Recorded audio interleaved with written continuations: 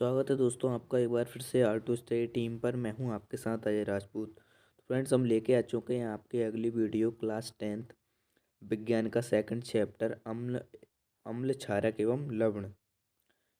चलिए आज हम इसके इम्पोर्टेंट क्वेश्चन देखेंगे जो इसमें से आपके वार्षिक परीक्षा में आने वाले हैं। ठीक है, तो चलिए देखते हैं। इसमें से आपके ब्लूप्रिंट के अनुसार आएगा। इस पार्ट में से 6 अंक के प्रश्न पूछे जाएंगे। कितने?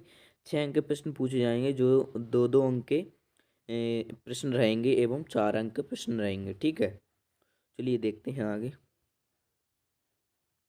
फ्रेंड्स, यदि आपने हमारे YouTube channel R to study team को सब्सक्राइब नहीं किया हो तो जल्दी से सब्सक्राइब कर लें और बेल आइकन को प्रेस कर लें, जिससे आपको अगली वीडियो का नोटिफिकेशन मिल सके।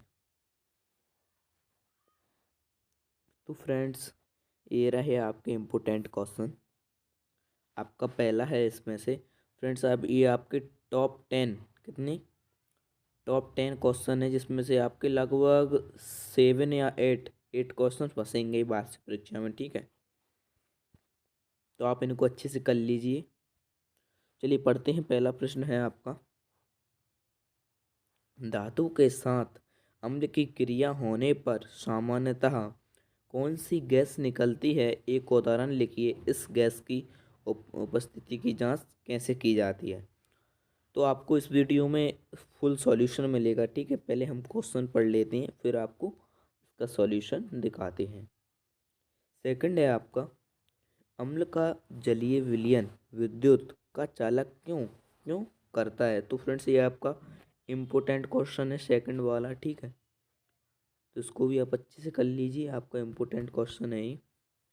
थर्ड रहा आपका, प्लास्टर ऑफ पेरिस से कहती हैं, इसको आर्द्रता रोधी बर्तन में क्यों रखना चाहिए? इसके दो उपयोग लिखिए। तो ये भी आपका इम्पोर्टेंट है। ठीक है, तो आप इसको कर लेना। अगला है आपका 4th नंबर का, धोने का सोडा एवं बैंकिक सोडा का सूत्र लिखते हुए दोनों के दो प्रमुख उपयोग लिखिए। तो ये आपका अत्यंत महत्वपूर्ण प्रश्न है। ठीक है, ये आपका लगभग आ ही जाएगा। ठीक है, तो चलिए बढ़ते हैं आगे। पांचवा है आपका, सोडियम क्लोराइड का जलीय विलयन उदासीन होता है परंतु सोडियम कार्बोनेट का जलीय विलयन क्षारीय होता है, क्यों? ये भी आपका एक इम्पोर्टेंट हो गया। चलिए देखते हैं अगला, छठवा 6 नंबर का, प्राकृतिक एवं संश्लेषित संश्लेषित सूचक क्या होते हैं? दोनों के दो दो उदाहरण लिखिए। तो ये भी आपका एक हो जाएगा। सातवां है आपका, उदासीन अभिक्रिया किसे कहते हैं? एक उदासीन अभिक्रिया का समीकरण लिखिए। तो इसका भी हम आंसर आपको बताएंगे। आठवां है, पीएच परिवर्तन के कारण दंत क्षय किस प्रकार होता है? और नवा है आपका, निम्नलिखित एक एक उपयोग लिखिए। पहला है विरंजक चूर्ण, सेकंड है बैंकिक सोडा, और थर्ड है धोने का सोडा, फोर्थ है सोडियम क्लो हाइड्रोक्साइड। ठीक है, 10वां है आपका, क्लोर क्षार अभिक्रिया क्या है? उदाहरण देकर स्पष्ट कीजिए। चलिए बढ़ते हैं आंसर की ओर। ये आपका पहला है, प्रश्न क्रमांक 1 दीर्घ उत्तरीय प्रश्न है। ठीक है, ये आपके इम्पोर्टेंट है, इसलिए आपको ये आपके लिए ये वीडियो बहुत महत्वपूर्ण हो जाती है। और वीडियो को स्किप ना करें, क्योंकि आपको आधे अधूरे आंसर देखने के लिए मिलेंगे यदि आपने वीडियो स्किप की। चलिए देखते हैं। पहला है, धातु के साथ अभिक्रिया होने पर सामान्यतः कौन सी गैस निकलती है? एक उदाहरण लिखिए। इस गैस की उपस्थिति की जांच कैसे की जाती है? तो इसका आपका उत्तर हो जाएगा, जब कोई अम्ल किसी धातु के साथ अभिक्रिया करता है तो प्रायः हाइड्रोजन गैस निकलती है।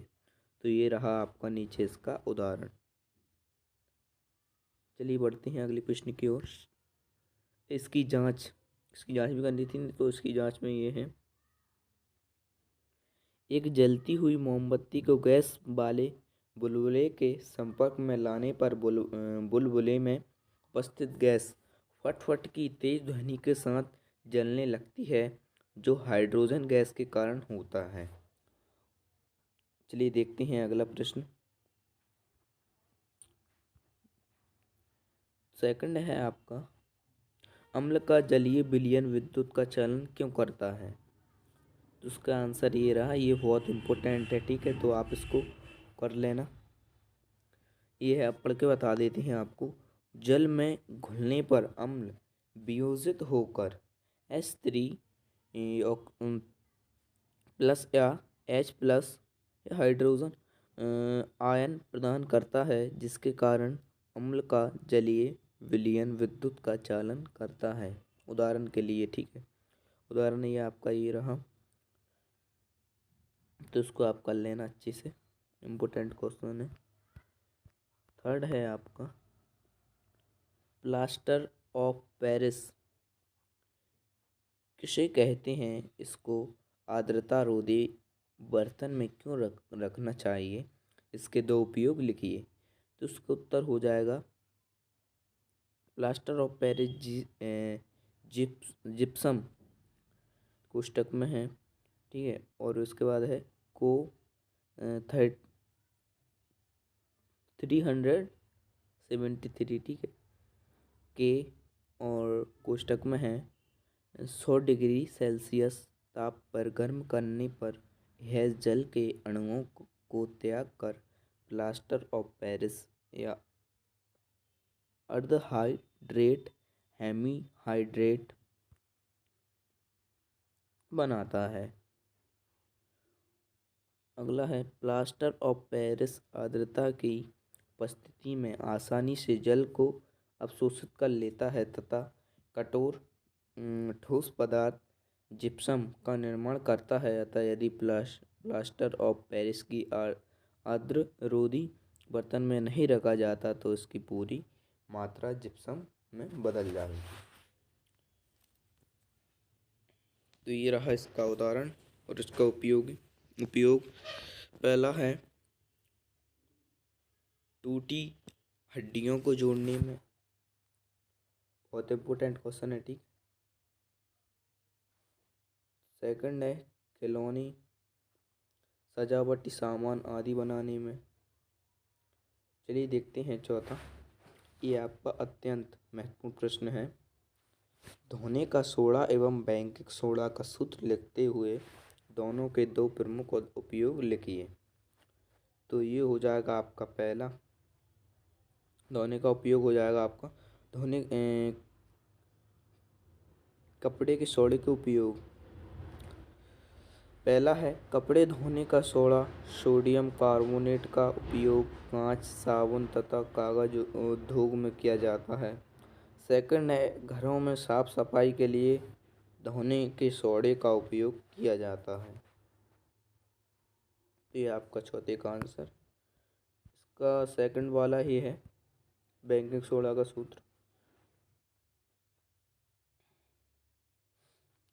इसका फर्स्ट हो जाएगा, सोडियम हाइड्रोजन का कार्बोनेट का उपयोग एंटासिड के संगठक के रूप में किया जाता है। क्षारीय होने के कारण यह उदर में अम्ल की अधिक मात्रा को उदासीन बनाकर राहत पहुंचाता है। तो इसका सेकंड हो जाएगा, इसका उपयोग सोडा अम्ल अग्निशामक में तथा बेकिंग पाउडर बनाने में भी किया जाता है। पांचवा है आपका, सोडियम क्लोराइड का जलीय विलयन उदासीन होता है, परंतु सोडियम कार्बोनेट का जलीय विलयन क्षारीय होता है, क्यों? तो इसका उत्तर ये रहा, ये भी आपका एक इम्पोर्टेंट क्वेश्चन है, ठीक है। इसका उत्तर देख लेते हैं। सोडियम क्लोराइड एक प्रबल अम्ल एवं प्रबल क्षारक का लवण है, इसलिए इसकी प्रकृति उदासीन होती है। जबकि सोडियम कार्बोनेट एक दुर्लभ अम्ल एवं प्रबल क्षारक का लवण है, इसलिए इसकी प्रकृति क्षारीय होती है। यही कारण है कि सोडियम क्लोराइड का जलीय विलयन उदासीन होता है, परंतु सोडियम कार्बोनेट का जलीय विलयन क्षारीय होता है। चलिए देखते हैं अगला 6वां प्रश्न 6 नंबर का। ठीक है, तो ये है आपका प्राकृतिक एवं संश्लेषित सूचक क्या होते हैं, दोनों के दो दो उदाहरण लिखिए। तो फ्रेंड्स, ये आपके बहुत इम्पोर्टेंट क्वेश्चन है। यदि आपने ये वीडियो अच्छे से नहीं देखी और इनको नहीं किया तो आपको बहुत ही मतलब आप इनको कर लोगे ना तो आप फेल होने वाले जो बच्चे हैं, मतलब जो वीक हैं, वो पास हो सकते हैं इस वीडियो को देखकर। तो इसका उत्तर हो जाएगा प्राकृतिक सूचक। प्रकृति में पाए जाने वाले वे पदार्थ जिनका उपयोग अम्ल एवं क्षार की उपस्थिति का पता लगाने के लिए किया जाए प्राकृतिक सूचक कहलाते हैं। उदाहरण लिटमस एवं हल्दी। और संश्लेषित सूचक मानव निर्मित सूचकों को संश्लेषित सूचक कहते हैं। उदाहरण वाला है मैथिल ऑरेंज। उदाहरण है मैथिल ऑरेंज फिनोल्फथैलीन। चलिए देखते हैं अगला प्रश्न।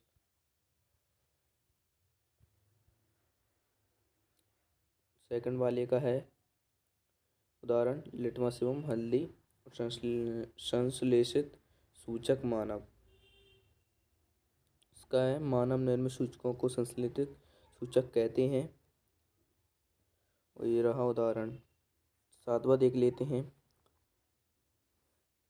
उदासीनीकरण अभिक्रिया किसे कहते हैं? उदासीनी अभिकरण का समीकरण लिखिए। तो ये आपका हो जाएगा अत्यंत महत्वपूर्ण प्रश्न है ये, इसको भी आप अच्छे से कर लें तो इसका आंसर हो जाएगा उदासीनीकरण अभिक्रिया अम्ल एवं क्षारक अभिक्रिया करके लवण एवं जल बनाते हैं और उदासीन हो जाते हैं, इसे उदासीनीकरण अभिक्रिया कहते हैं। उदाहरण इसका ये हो जाएगा। चलिए जल्दी जल्दी करते हैं क्योंकि वीडियो ज़्यादा लंबी हो जाएगी। 8वां है ये पीएच परिवर्तन के कारण दंत क्षय किस प्रकार होता है? तो इसका आंसर ये रहा। फ्रेंड्स, ये अत्यंत महत्वपूर्ण प्रश्न है। ठीक है, तो आप इसको अच्छे से कर लेना।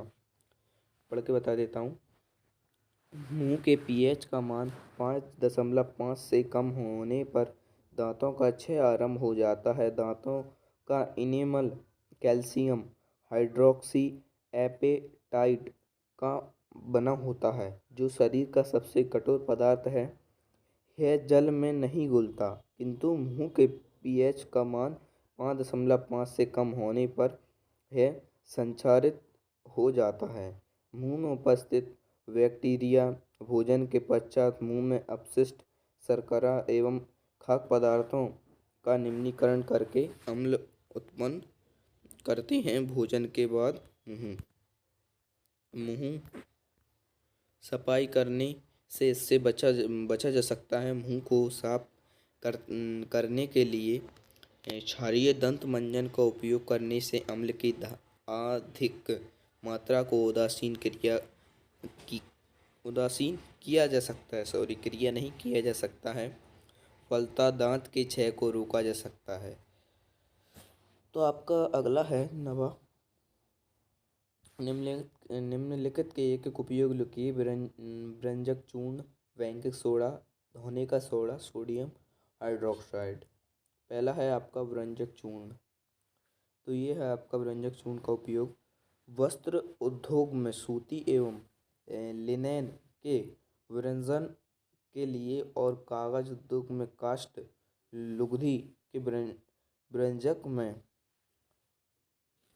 और अगला है बेकिंग सोडा का उपयोग। सेकंड नंबर का सोडियम हाइड्रोजन कार्बोनेट का उपयोग एंटीसिक के संघटक के रूप में किया जाता है।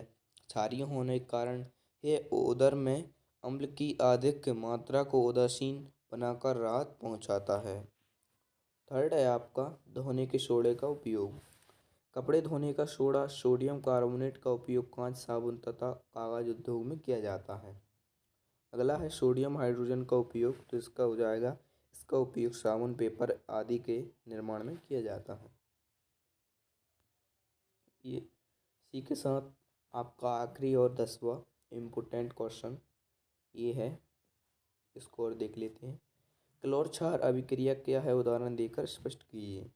इसका आंसर है सोडियम क्लोराइड के जलीय विलयन लवण जल से विद्युत धारा प्रवाहित करने पर यह वियोजित होकर सोडियम हाइड्रोक्साइड उत्पन्न करता है। इस अभिक्रिया को क्लोर क्षार या क्लोर एल्कली विधि या अभिक्रिया कहते हैं, क्योंकि इससे निर्मित उत्पाद क्लोरीन एवं सोडियम हाइड्रोक्साइड या एल्कली होते हैं। तो ये रहा इसका उदाहरण। तो फ्रेंड्स, हमने आपको पूरे इम्पोर्टेंट ये इतने 10 क्वेश्चन थे ना, उनके उत्तर सहित आपको करवा दिए हैं। तो आप इन सभी क्वेश्चन को अच्छे से पढ़ लें, याद कर लें, ठीक है। फ्रेंड्स, यदि आपने हमारे YouTube channel R2 study team को सब्सक्राइब नहीं किया हो तो सब्सक्राइब कर लें और लाइक करें और अपने दोस्तों को साथ शेयर करें, जिससे उनको भी ये इम्पोर्टेंट क्वेश्चन मिल जाए। और कमेंट करें यदि आपको कुछ समझ में नहीं आता, और अगली वीडियो यदि आपको चाहिए तो कमेंट करें। चैनल को सब्सक्राइब कर लें। वीडियो को अंत तक देखने के लिए धन्यवाद। मिलते हैं अगली वीडियो में 3rd चैप्टर के साथ।